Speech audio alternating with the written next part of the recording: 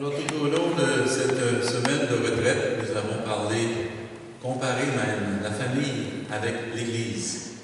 Quand j'ai commencé la retraite, j'ai dit que les deux institutions que Dieu avait voulu pour faire grandir, croître l'homme, pour qu'il s'accomplisse pleinement, étaient la famille et l'Église.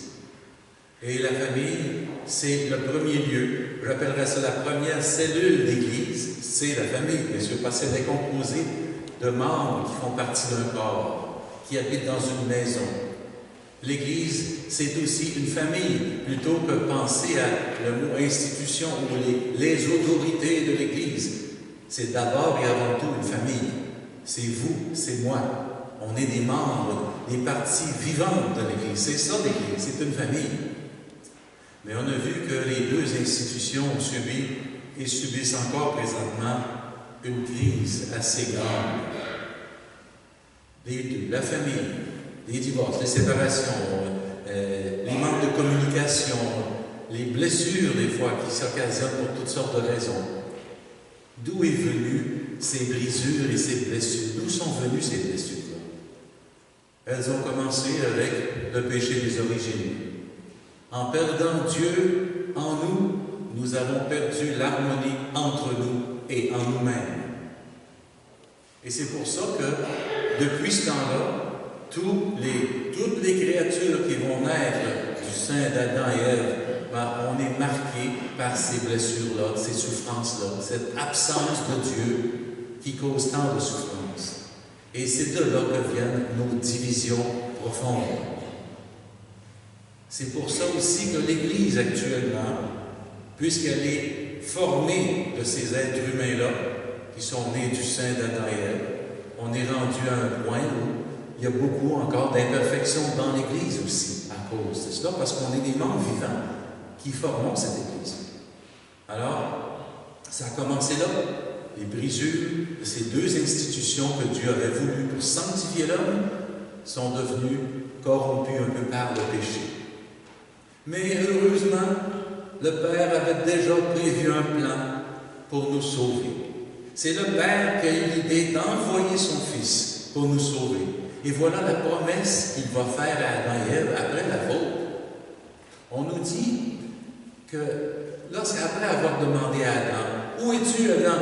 Je me suis caché, j'ai eu peur en entendant tes pas. » La peur naît dans le cœur de l'homme. Pourquoi? Parce qu'il a maintenant une culpabilité qui l'habite, celle de ne pas avoir obéi aux préceptes de Dieu, à son amour. Adam réalise qu'il a blessé Dieu dans sa relation d'amour avec lui. C'est ça la gravité de la faute. Le Père qui lui avait tout donné, qui l'avait mis pour être si heureux sur la terre. Et voilà que son fils, sa fille, vont comme mépriser ce don extraordinaire en pensant qu'ils deviendraient comme des dieux. C'est encore aujourd'hui la tentation de tout être humain. À cause du péché des origines, on voudrait tout faire selon notre volonté en ne tenant pas compte de ce que Dieu veut. Parce que si Dieu nous dit libre de choisir, il ne veut pas qu'on se détruise. Et pourtant, c'est ce qu'on est en train de faire entre nous aujourd'hui. Notre planète subit de grandes souffrances actuellement. C'est pour ça que Saint Paul en parle dans l'Épître aux Romains. Il dit « La création tout entière souffre en attendant de voir la révélation des fils de Dieu. » Elle souffre, elle se lamente. La terre réagit à cause du manque de communion de l'être humain qui est supposé d'être en communion avec la terre et avec Dieu. Et nous exploitons la terre, non pas comme Dieu avait voulu qu'on l'exploite. Quand il a dit Adam et Ève, vous êtes dominez la terre, dominez les créatures, il n'a pas dit servez-vous de cette autorité pour en abuser, pour faire ce que vous voulez avec. Non, il a dit je vous donne mon autorité pour la gérer, alors servez-la comme moi je la gérerai. Voilà pourquoi on vit tant de souffrances, de catastrophes, de toutes sortes de choses aujourd'hui, manque de communion avec Dieu. Mais, comme j'ai dit, heureusement, le bon Dieu avait prévu un plan d'urgence. Il a dit à Satan, parce qu'il avait induit Ève, puis Adam, à pécher, à désobéir, à se couper de cette relation de Dieu, le Père avait prévu un plan d'urgence. Et il déclare à Satan, pour qu'Adam et Ève l'entendent clairement aussi, il dit, un jour, une femme, avec un grand F, une femme t'écrasera la tête par le Satan, le serpent qui va maintenant être maudit. Un jour, la femme t'écrasera la tête. Et il ne dit pas juste la femme, il dit la femme et sa descendance. Un petit mot très important. On peut tout de suite identifier, c'est le Fils, son nouveau-né, qui va devenir le sauveur de l'humanité. Mais ensuite, on pourrait aussi dire que ce sont tous les croyants qui vont faire partie de la descendance de cette femme aussi. Alors Dieu veut recréer à travers cette nouvelle Ève et ce nouvel Adam qui vont contribuer à nous sauver et à écraser la tête du serpent. Dieu veut recréer la famille.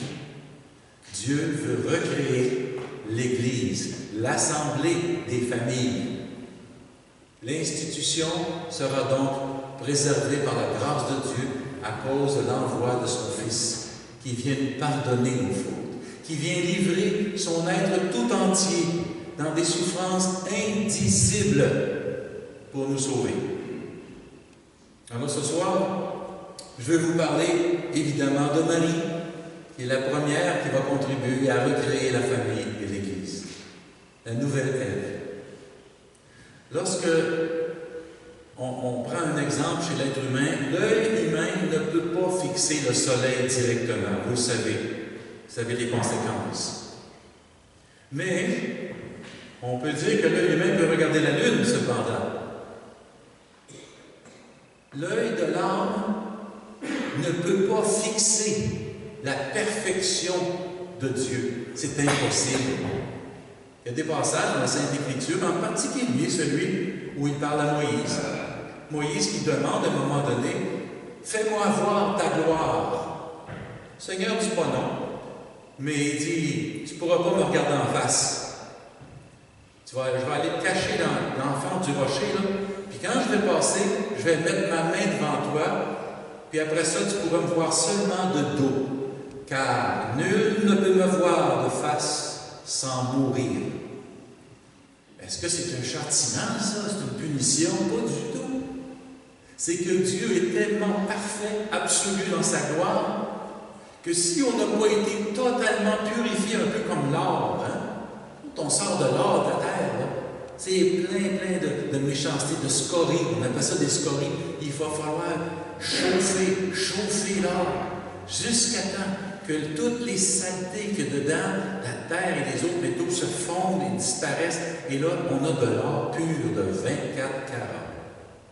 À ce moment-là, l'or est tellement pur que même si tu la chauffais encore plus, tu ne pourrais d'aucune façon altérer sa nature d'or. Eh bien, c'est un peu comme ça pour le Seigneur. Tant qu'on n'a pas été totalement purifié, on ne peut pas voir la perfection de Dieu. C'est impossible. On mourrait de joie. On mourrait, c'est trop pour notre petit cœur de prendre ça avec notre nature humaine limitée. Mais une chose est certaine, c'est que si l'œil de l'âme ne peut pas voir la perfection de Dieu, l'œil de notre âme, lui, il peut regarder la perfection de Marie. En fait, je dirais que Marie est comme la lune par rapport au soleil.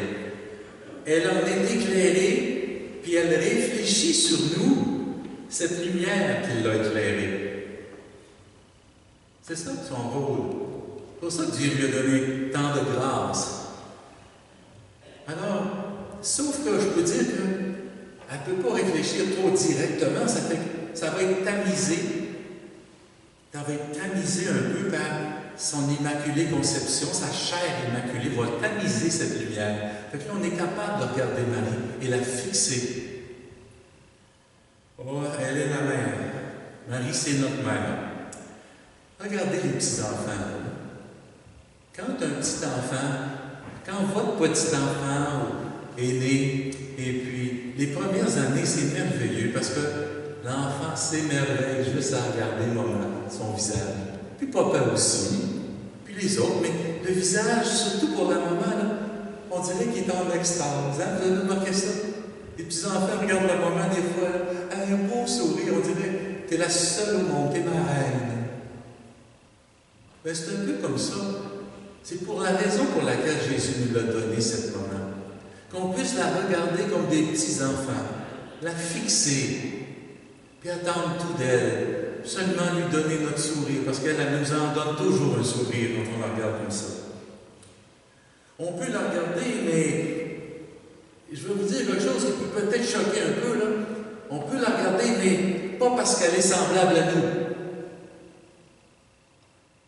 Dans le sens que je veux dire, c'est que Marie, elle a une pureté si haute, si grande, que le Fils lui-même la vénère.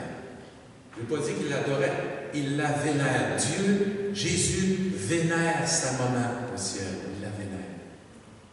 Sa perfection est telle là, que le paradis tout entier, il s'incline devant le trône de Marie, tellement sa perfection est haute.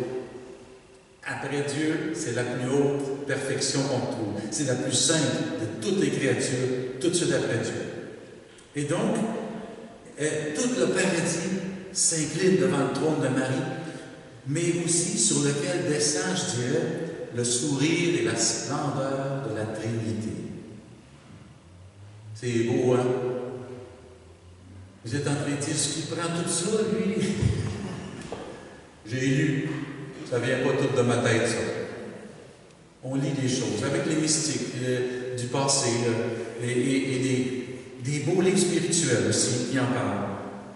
Donc, on voit que Marie, elle rayonne comme une étoile. Elle recueille, comme j'ai dit, toute la lumière de Dieu et la diffuse avec une douce luminosité sur chacun de nous. Marie, elle est éternellement notre mère. Pas juste le temps qu'on est ici en bas, en haut aussi. De la mère Marie, je pourrais dire qu'elle possède quoi? Elle possède la pitié qui excuse. C'est pas ça que vous faites des moments? Vous avez une compassion, une pitié pour vos enfants qui excuse. Quand bien même votre enfant aurait été pris, condamné en prison, vous l'aimez tellement que vous excusez à cause de votre pitié. Ben, c'est le rôle de Marie. Elle intercède, elle nous forme bien, bien patiemment, notre maman Marie. Puis vous savez, une chose d'importante à réaliser, c'est que Marie, là, elle n'est pas en compétition avec son fils. Elle n'est pas en compétition avec lui. Elle se réjouit lorsque quelqu'un peut dire à celui qui l'aime, elle, aime aussi mon fils. Et alors elle se réjouit de pouvoir nous l'amener à son fils. Puis Jésus est la même chose. Hein? Quand quelqu'un vient à lui d'abord, et puis si en lui indiquant le chemin qui mène à sa mère aussi, pour l'aider, si l'enfant peut réussir à dire « J'aime Marie », Jésus se réjouit. La gloire de Marie se complète dans la gloire du Fils, et la gloire du Fils se complète dans la gloire de la maman. N'oublions pas, si elle est éternellement notre mère, elle l'est aussi pour son Fils. Toujours Marie sera la maman de Jésus. Toujours. Alors, un autre point important, il faut parler, c'est que Marie, elle a vécu eucharistiquement presque toute sa vie. Eucharistiquement, qu'est-ce que ça veut dire? Bien, son cœur était toujours en état d'offrande, de louange, d'intercession, mais toujours en Dieu, puis elle s'offrait dans tout son être. La nature humaine de Marie, elle n'est pas différente de la nature humaine de Jésus. Hein, c'est ça. Alors le Fils, là, a dû, pour notre rédemption, il a dû atteindre les sommets de la douleur. Qu'est-ce que je vous dis là? Vous voyez bien que dans la Passion, on va la vivre bientôt, là. Mais tout ce que Jésus a enduré pour nous, c'était comme si le Père voulait qu'il endure les sommets de la douleur. Donc, d'une rigueur presque infinie, cette douleur-là.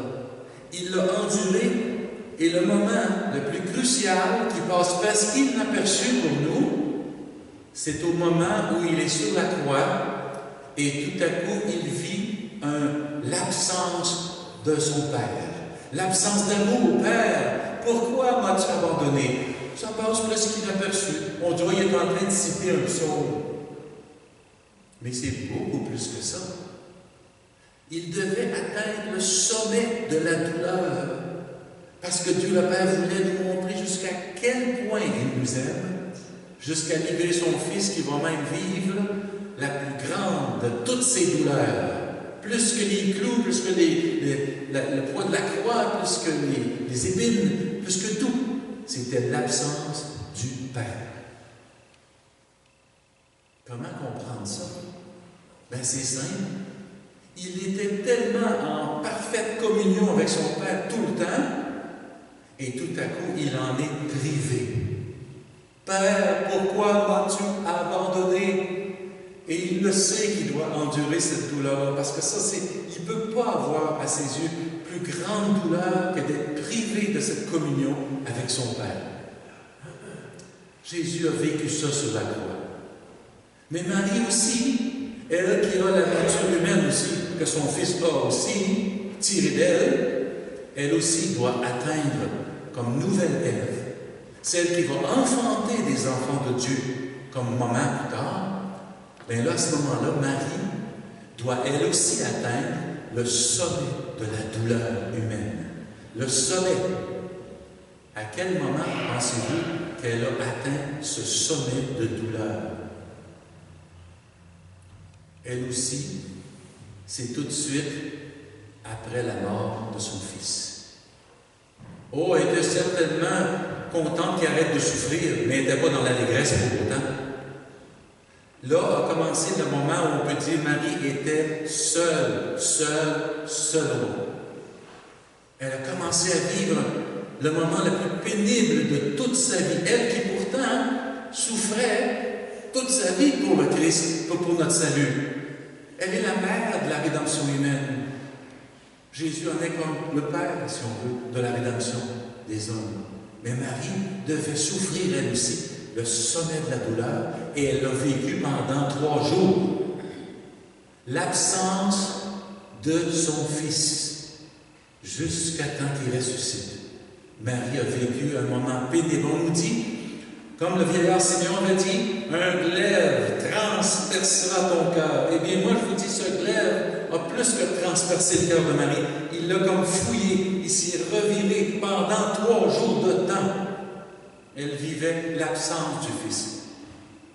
D'où ça vient cette idée-là? Ben, pensez à ça. Elle était tellement en communion, elle aussi, avec son Fils. Comme Jésus était tellement en communion avec son Père, que pour elle, c'était la plus grande de toutes les douleurs. Habituée d'être toujours là, remplie, elle qui est remplie de grâce, maintenant était remplie de la douleur de l'absence de son Fils. 3 jours de temps. Marie a-t-elle souffert? Toute sa vie, Marie, elle a vécu eucharistiquement, parce qu'elle offrait déjà ses douleurs de toute sa vie. Elle ne savait pas au début qu'elle deviendrait la mère de Dieu. Mais déjà, à cause de la grâce de l'Immaculée Conception, Marie savait des choses que nous autres, on ne sait pas. Je veux juste retourner 2 petites secondes du temps d'Adam et Ève, avant la faute des origines. Là. Adam et Ève avaient tous les dons du Saint-Esprit qui étaient à l'œuvre. Entre autres, ils pouvaient même avoir des prophéties, des paroles, du savoir des choses de l'avenir même, des fois des visions de l'avenir. Mais après la faute des origines, il y a comme un voile entre Dieu et l'homme, et l'âme de l'homme. Il y a un voile épais qui s'est mis entre les deux. Puis il faut être plus clair, il ne peut plus voir le futur. Marie, elle, dans sa grâce de l'Immaculée Conception, qu'est-ce qui est arrivé avec ça? C'est qu'aussitôt qu'elle est conçue, Dieu lui donne par anticipation. OK? Anticipation, là. La mort de Jésus sur la croix, là, bien, au moment où Marie est conçue dans le sein de Sainte-Anne, elle reçoit tout de suite une grâce qui vient du fruit que Jésus va porter sur la croix pour la rendre immaculée dans sa conception. Elle n'aura pas du péché des origines. Donc Marie, elle est même comblée de grâce, puisque toute autre créature, elle sait aussi l'avenir. Comme son fils Jésus sait l'avenir, Marie aussi, elle le sait l'avenir. C'est pour ça qu'il faut comprendre qu'elle a souffert toute sa vie. Parce que même consacrée au Seigneur, même si elle ne savait pas qu'elle deviendrait mère de Dieu, ça lui a été caché mystérieusement, pour qu'elle puisse lui donner un oui plus total, plus humain, je dirais, dans sa volonté. Elle était quand même consciente, déjà, des conséquences du péché des origines. Dieu ne lui a pas caché ça. Elle avait la mission d'être la mère de la rédemption. Il ne va pas y cacher ça. Il lui a donc révélé certainement toutes les erreurs puis les conséquences du péché des origines. Ce qui l'a causé, la désobéissance et l'orgueil. Et Marie, elle obéit et elle est humble. Le contraire de Ève. Marie, c'est la nouvelle Ève. J'ai choisi aujourd'hui justement cet évangile parce que pour vous montrer que tout était prévu dans le plan de Dieu pour nous envoyer cette femme immaculée dans sa conception, qui a tellement de grâce, remplie de grâce, dira l'archange, qu'elle sait maintenant, au moment où Jésus meurt, pendant que le glaive entre profondément en elle, c'est comme ça qu'elle commence à devenir une maman qui va commencer à enfanter maintenant. Enfanter. Elle va faire des accouchements multiples pour tous les futurs enfants de Dieu qui vont venir. Chaque être humain qui va naître, Marie va contribuer à les faire naître spirituellement. Marie, elle est maman. À Cana, Jésus l'appelle femme pour lui rappeler qu'elle est la femme du livre de la Genèse qui va écraser la tête du serpent avec lui. Ça, c'est le début de la vie publique de Jésus. C'est à ce moment-là qu'il lui dit « Femme, non pas que me veux-tu, comme vous voyez souvent dans l'Écriture, le mot grec, c'est parce qu'il est trop dur à comprendre que les théologiens ne savaient pas comment le traduire. Ils l'ont traduit comme ils pensaient. C'est pas que me veux-tu, c'est femme, mot pour mot, c'est qu'est-ce pour toi, pour moi. Fait que ça ne nous dit pas grand-chose parce qu'on ne comprend pas plus que les théologiens. Qu'est-ce pour toi, pour moi? Ça veut dire, maman, tu es la femme qui va écraser la tête du serpent avec moi. Puis ma mission commence tout de suite. Je vais me manifester par un miracle, celui de changer l'eau en vin, qui va devenir le signe de la nouvelle alliance. En plein, imaginez-vous, pendant un mariage. Un contrat, une alliance entre deux familles et avec Dieu. Quelle plus belle place pour commencer le ministère de Jésus. Je m'en viens faire une nouvelle alliance avec mon peuple. Mais il dit, maman, qu'est-ce pour toi, pour moi? Ça veut dire, il y a quelque chose entre toi et moi maintenant. On va commencer ensemble, pour toi, pour moi. Vous comprenez maintenant que la mission de co-rédemptrice, Marie, la mère de la rédemption, elle commence à écraser déjà la tête du serpent avec son fils à Cana. Et sa mission va commencer à prendre une nouvelle envergure au moment où Jésus meurt, parce que c'est la deuxième fois et dernière fois que Jésus appelle sa maman femme. Femme, voici ton fils, en parlant de Saint Jean. Fils, voici ta mère. Il nous la donne, sa maman. Qu'est-ce que Jésus ne nous a pas donné? Il nous a tout donné. Mais il voulait aussi nous donner une maman, une famille nouvelle. Il nous donne sa propre maman. Fait que, surprenez-vous pas quand vous voyez nos femmes, là, parce que moi, je sais que si j'avais dit à ma mère, femme, amène-moi ma soupe, j'aurais probablement eu une bonne claque en arrière de la tête. Hein? Devinez, hein? C'est pas pour ça que Jésus ne veut pas être impoli envers sa maman. Il veut lui rappeler que tu es la femme prédite dans le livre de la Genèse, le premier livre de l'Ancien Testament. Déjà, on annonçait cette femme extraordinaire, avec un grand F. La plus sainte des créatures. Après Dieu, c'est Marie. Puis mon Dieu, comme j'ai dit, elle a beau être de notre nature humaine, mais elle n'est pas semblable à nous. Tellement pure, tellement humble. Jésus, vous savez, ne nous a pas tout révélé les secrets de la grandeur de Marie. On va en découvrir petit à petit, tout au fil de l'éternité. On va dire, ah! Nous autres aussi, on fait partie du paradis qui s'incline vers le trône de Marie, qui la vénère. Et vous allez voir Jésus qui vénère aussi sa maman. Il la respecte tellement, sa maman. De nos jours, les gens qui ne vont plus pratiquer leur foi, qui méprisent Dieu peut-être, d'autres qui le blasphèment, d'autres sont indifférents. Imaginez-vous ceci là, pour comprendre la douleur du cœur de Marie dans le plan de salut. C'est que Marie qui voit l'avenir, elle est maintenant en plus au ciel. Elle n'est plus prise dans le temps humain. Savez-vous ce qui se passe chaque fois que Marie veut enfanter n'importe quel être humain à la vie spirituelle, à la vie divine? C'est son rôle de mère. Dieu lui a donné ce rôle-là. Tu es la mère de tous ceux qui m'aiment, de tous ceux qui vont croire en moi. Alors chaque fois que Marie enfante quelqu'un, je dirais qu'elle devient comme l'Éternel accouchée. Elle accouche constamment. Puis quand elle accouche d'un enfant, Marie, spirituellement, j'entends, qu'est-ce qui se passe? Marie qui voit tout, qui sait aussi qu'est-ce qui va se passer dans la vie de cette personne-là, parce qu'elle n'est pas prise dans le temps comme nous autres, là. Elle voit comme son fils voit l'avenir. Et elle sait déjà que cet enfant-là qui vient de naître sera peut-être bientôt un enfant pour qui la rédemption est inutile. Elle voit déjà un enfant mort-né. Elle voit déjà un enfant né qui bientôt, peut-être, un peu plus tard, va s'éloigner et refuser la grâce du salut. Et là, Marie se met à souffrir, parce qu'elle est d'une sensibilité, cette femme, extraordinaire. Sa sainteté, puis toutes les souffrances qu'elle a endurées. Vous savez, les souffrances, qu'est-ce que ça vous fait? Hein? Ça vous rend sensible, pas vrai? Vous devenez sensible. Quand on a eu une grosse opération, on compatit avec les autres parce qu'on se rappelle de la souffrance. On ne veut pas y repasser.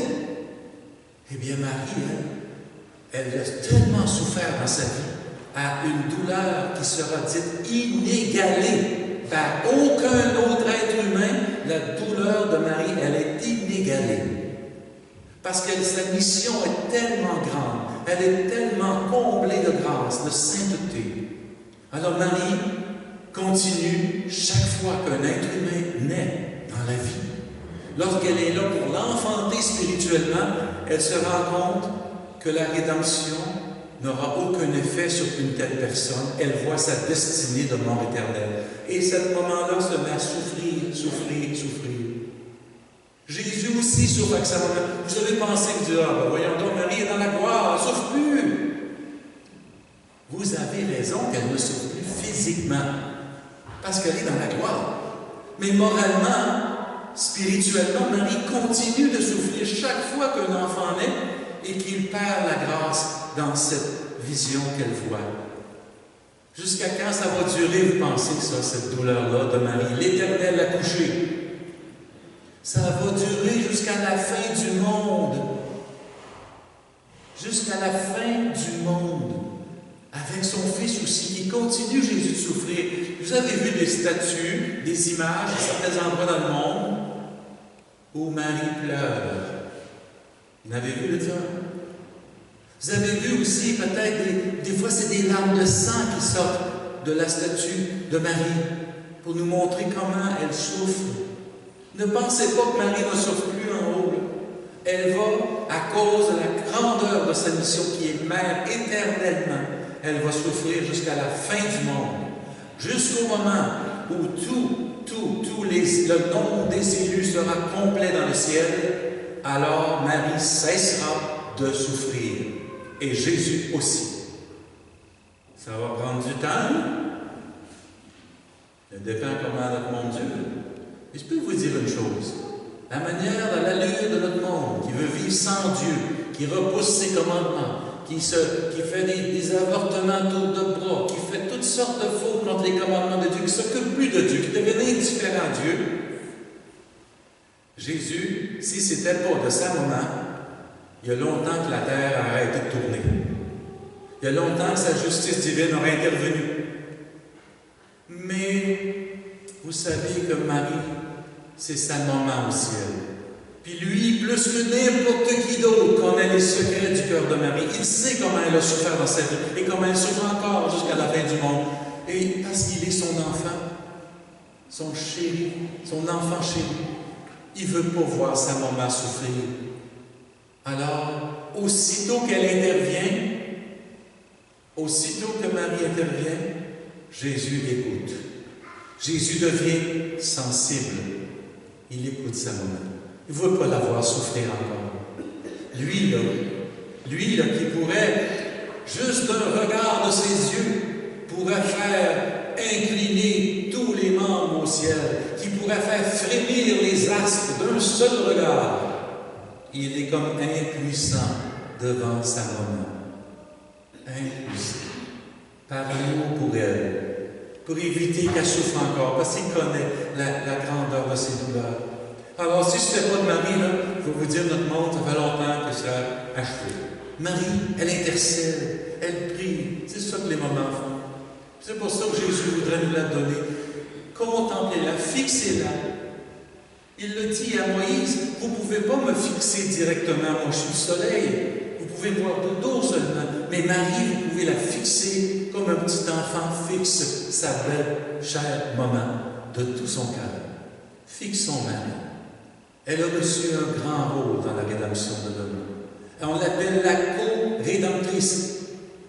Elle a un rôle spécial à jouer dans la rédemption, dans le salut de l'homme. Après Jésus, on pourrait même l'appeler le second Christ. C'est à ce point que sa mission est grande. Et ça, on la découvrira au ciel. Ici-bas, Jésus se contente de nous donner le minimum pour qu'on puisse vénérer sa maman avec foi.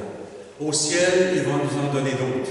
Inquiétez-vous pas, on va voir, découvrir de plus en plus. Mais elle est donc belle, elle est donc grande, elle a donc reçu des grâces, cette femme. Pour elle-même? Non. Pour vous, mes chers amis. C'est comme ça que Marie vient recréer la famille, recréer l'Église aussi. Elle prie dans ses douleurs d'enfantement de ce que l'Église vit actuellement, de ce que les familles vivent actuellement aussi. Marie souffre, elle souffrira jusqu'à la fin du monde. J'espère que ça va vous donner encore plus de vénération pour comprendre le cœur douloureux de cette femme qui se donne tout entier au Seigneur. J'aimerais terminer avec un petit exemple, mais vous êtes tanné d'être assis là un peu. On se lève-tu une minute? J'ai déjà vu un prédicateur dire, on va se dégourdir un peu, là, puis levez vos mains, là, passez-les un peu, là. Là, après ça, là, descendez vos mains dans vos poches, puis sortez l'argent de la caisse. Mais je ne vous demanderai pas ça, là. Pendant que vous êtes debout, là, ça va vous dégourdir un petit peu. Je vous conte une petite histoire, OK? Et il y a des gens qui vont dire ici, donc il se répète, le père, l'évêque, il l'a compté il y a 2 ans. C'est vrai. Mais je me suis fait demander par quelques personnes, racontez donc encore la parabole des chats. Vous souvenez-vous de ça? Vous n'en souvenez pas? Et puis ça fait longtemps, hein? Mais c'est plaisant, je vais le raconter. Quand j'ai commencé mon noviciat à Sainte-Anne-de-Beaupré, on allait avec toutes les novices, hommes et femmes, des différentes communautés, parce qu'il n'y en a plus autant comme autrefois. Bon, je parle de 1983, là. Et là, on s'en allait à Québec, dans un grand monastère à Sainte-Foy. Il y avait des grandes forêts, du boisé partout autour. C'était extraordinaire. Puis on avait des sessions différentes pour nous former à la vie religieuse, pour qu'on puisse enfin décider à la fin de l'année si on voulait, oui ou non, entrer en communauté. Alors, pendant cette session-là, dans ce grand monastère, isolé un peu avec la forêt autour, le fleuve Saint-Laurent un peu plus loin, c'est une religieuse qui donnait la session sur la relation avec Dieu. Elle dit, cet après-midi, il fait beau, un beau soleil, allez dehors, trouvez-vous un endroit où vous serez seul. Et là, à ce moment-là, essayez donc de vous identifier à quelque chose dans la nature. Identifiez-vous à quelque chose. Ben moi, je suis sorti de là, j'ai dit, c'est quoi cet exercice-là? Alors, j'ai ri de ça, je suis en allé. Puis là, j'ai trouvé un endroit où j'étais seul. Puis il y avait, c'était un genre de petit rocher, là. Et puis, je me suis assis là-dessus. Puis là, je regardais autour. Puis à un moment donné, je regarde l'arbre. Je dis, oh, petite branche, sur le magnifique arbre, est-ce que je m'identifie à toi? Non. Oh, petite feuille tombée par terre. Est-ce que je m'identifie à toi? Non. Bon, j'ai dit, j'ai fait l'exercice, ça n'a pas marché. Après ça, je suis assis là, j'ai 1 heure à passer dehors. Alors, je ne veux rien faire. Fait que là, je regarde autour, puis qu'est-ce que je vois du bois à peu près? Je dirais presque 75 pieds de moi, dans le boisé qui s'ouvre un peu. Je vois un beau chat, là. Un chat plus beau que j'ai jamais vu. Puis moi, j'haïs les chats. Je les aime pas, les chats. On ne veut pas, mon Dieu, les avoir faites, là. Mais c'est que le chat laisse son poil tout partout. C'est indépendant. Ça te graphine à un moment donné. Oh, mes amis, les chats. Mais lui, il était beau. Tellement beau. Alors, je l'ai appelé. Viens là, mon petit minou. Ben, il était sauvage en plus. Il restait là, il me regardait, il ne bougeait pas. Oh, ben, j'ai dit, je vais changer ma façon d'approcher. Oh, t'es tout bien beau! Beau petit minou. Hey, j'ai jamais vu un beau petit minou comme toi. Viens-t'en, mon petit chat, viens-t'en. Il a commencé à approcher un petit peu. 2, 3 petits pas. Un autre petit pas. Il s'en venait, il s'en venait. Ça m'a pris 45 minutes à l'avoir proche de la roche. Hey, j'en ai travaillé un coup. Finalement, quand il est sur le bord de la roche, là, je l'entends ronronner. Mon Dieu! Puis là, il s'est approché juste à mes pieds. Là. J'ai dit, je l'ai enfin dompté. Et que ça avait du temps, mais je l'ai dompté. Oh, t'es donc ben beau. Je m'ouvre les bras pour la prendre, puis il se sauve. Ah, ben, les chats sont bien toutes pareilles, je me dis. Oh, j'étais choqué, là. Là, tout ce travail-là que j'ai fait pendant 1 heure de temps, moi, là, je suis assis sur le rocher. Puis tout à coup, dans mon cœur, ça dit, tu étais à ma place sur le roc, et le chat, c'était toi. Aïe, aïe. Là, je m'ai mis à réfléchir. Qu'est-ce que ça veut dire? Qu'est-ce que tu veux me dire, Seigneur? Puis là, j'ai dit, tu me trouvais si beau que ça? Puis tu as essayé de m'appeler, j'étais sauvage, je ne voulais pas avancer. Finalement, j'ai commencé à avancer un petit peu. Puis, comme tu étais prêt à me prendre dans tes bras, je me suis sauvé. Qu'est-ce que ça veut dire? Puis là, je m'ai mis à réfléchir. J'ai dit, peut-être que j'accepte pas vraiment les talents et les dons que tu m'as donnés.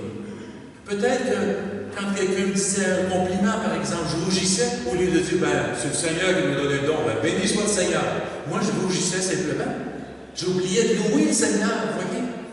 J'oubliais de le rendre grâce pour les dons qu'il m'avait donnés. Alors, je me sentais toujours. Je ne suis pas digne, ça fait de la pudding, ça. Pudding. Et puis, à un moment donné, j'ai dit, c'est toute une leçon que tu es en train de me donner là, Seigneur. Je ne me suis pas laissé prendre dans tes bras, peut-être parce que je ne me vois pas bien.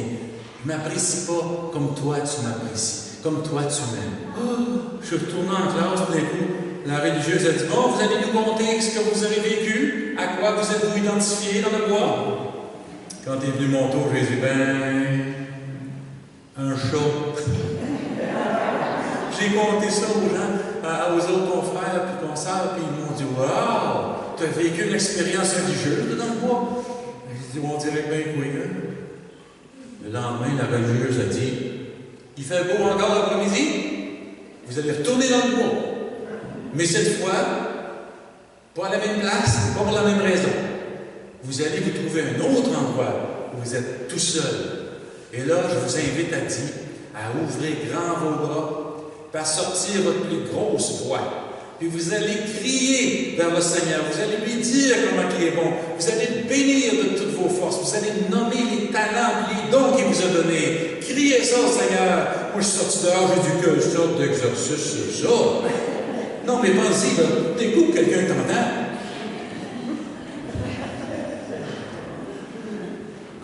On ne veut pas passer au défaut. C'est notre orgueil humain. Je le sais, c'est mon orgueil. Alors, je suis arrivé dans le bois, j'ai trouvé un petit endroit, j'ai dit, OK, bon, ben, je vais jouer le jeu. Béni sois-tu. Moi, j'ai pas besoin de me lever le bras dans les airs, Seigneur. Hein? J'ai pas besoin de crier. Alors, béni sois-tu, Seigneur, pour telle grâce, pour telle faveur, pour tel don. Oh, j'ai dit, je me sens pas dedans, là.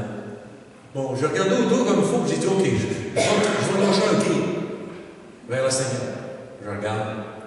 Béni sois-tu, Seigneur, pour telle grâce que tu m'as accordée, pour tel don. Je regarde, personne n'a entendu? OK, ah ouais, continue. Puis là, je lève les bras dans les airs. Puis je me mets à crier de toutes mes forces. Puis je le bénissais. Seigneur, béni sois-tu pour tel don que tu m'as donné. Qu'avant ça, je rougissais maintenant. Je veux te bénir pour tous ces dons-là que tu m'as donnés. Parce que moi aussi, je suis un don pour les autres, comme ils sont un don pour moi. Puis pour ma maman qui a prié toutes ces années-là, béni sois-tu, Seigneur. Continue à lui donner la vie. Puis pour les grâces de mon baptême, de ma conversion, de mon appel. Dans le temps, c'était l'appel à la prêtrise. Je le bénissais. Vous arrêtez de le voir, c'était bon. Devinez ce que j'ai vu en avant de moi. Pas le chat. Un chat. C'était pas le même chat. Oh, non. Lui, il était laid, ce chat-là. Il était laid. Oh, Seigneur. Il y avait tout le poil à l'envers. Il y avait des tocs. C'était des tocs tout collés un peu partout sur lui. Là. Puis il était plein de boue. Je ne l'ai même pas appelé, puis il est venu à moi. Il s'est mis à tourner autour de moi, puis il ronronnait. Il voulait que je le prenne dans mes bras. Alors je m'ai mis à pleurer. Je sais ce que tu veux me dire, Seigneur.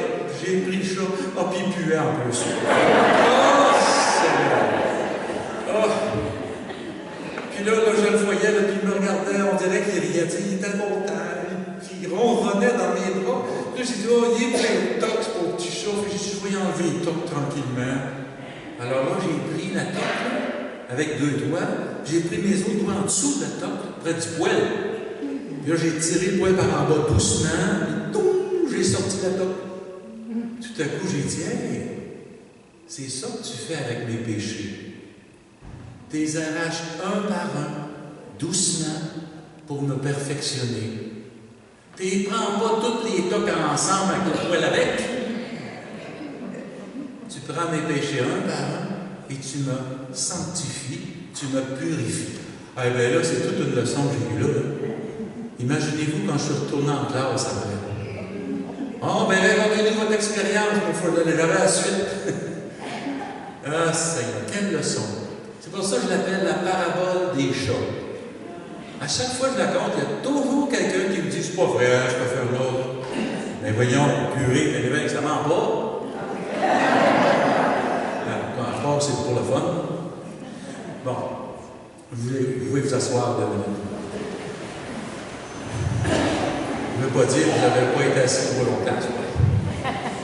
Alors, je voulais simplement vous compter ça pour terminer cette retraite, disons ces enseignements de retraite en vous disant n'attendez pas d'être des saints pour vous approcher de Dieu. N'attendez pas d'être parfait. Venez, comme le petit chat puant, avec ses tocs, puis venez ronronner autour du Père. Et là, il va vous prendre dans ses bras. La tâche de devenir des saints, ça le regarde, lui. Vous avez juste dit « oui, je le veux ». C'est tout. Puis là, prendre une journée à la fois. C'est ça le secret de la sainteté. Puis je pense que c'est ça que Marie nous enseigne. Elle nous enseigne à nous abandonner avec fidélité, avec confiance au Seigneur, un jour à la fois. Parce que je vais vous dire un petit secret avant de terminer, là, c'est que si vous vous inquiétez pour demain, bien, vous êtes pris avec votre problème, parce que vous n'aurez pas de grâce pour vos inquiétudes de demain. Dieu donne seulement sa grâce pour ce que vous vivez aujourd'hui, point final. Demain, si vous vous inquiétez pour demain, c'est que vous dites, sans savoir, vous dites au Seigneur, « Oh, tu ne seras probablement pas là demain, c'est pour ça que je m'inquiète. Qu'est-ce qu'il faut faire? L'opération que je vais avoir, le job, l'entrevue que j'ai à faire, il faut que je prenne soin d'un tel. » Puis là, vous vous énervez, ou vous dites, « Oh, demain, je vais me lever, je vais avoir encore mon mal de tête. Oh, demain, je vais me lever, je vais avoir ma dépression encore que j'ai eue depuis 2 ans. » Voyez-vous ce qu'on fait? On regarde le passé, on regarde le futur, on n'est plus dans le présent. Alors, Jésus nous dit aujourd'hui, je ne sais pas si ça va vous consoler, mais je ne vous donne pas de grâce pour vos inquiétudes de demain. Mais je vais vous en donner n'importe quand aujourd'hui. Parce qu'aujourd'hui, c'est comme notre dernière journée. Vivons-la. N'ayons pas peur de s'approcher de Dieu tels que nous sommes, malgré nos fragilités, malgré nos péchés, au nom du Père, du Fils et du Saint-Esprit. Amen. Est-ce qu'on dit une dernière fois ensemble? L'Église, ma famille, je l'aime. L'Église, ma famille,